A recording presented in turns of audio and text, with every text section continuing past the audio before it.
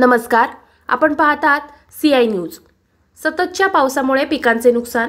खामगाव तालुक्यातील पिंपरी गवळी येथे मागील 15 दिवसापासून सतत होत असलेल्या पावसामुळे येथील शेतकऱ्यांच्या पिकांचे प्रचंड नुकसान होत आहे।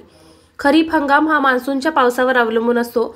यावर्षी मान्सून वेळेवर आला, त्यामुळे शेतकऱ्यांच्या पेरण्याही वेळेवर झाल्या, परंतु जुलै महिन्याच्या 15 तारखेनंतर या परिसरात पावसाने सुरुवात केली, परंतु 1-2 अपवाद वगळता दमदार पाऊस झालाच नाही।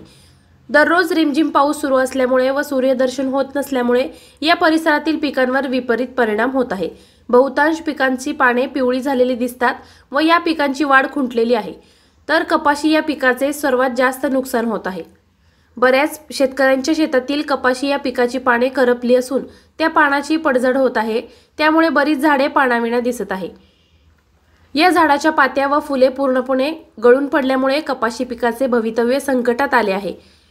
ह्या वातावरणाचा परिणाम की एखाद्या व्हायरसचा परिणाम हे समजू शकत नाही।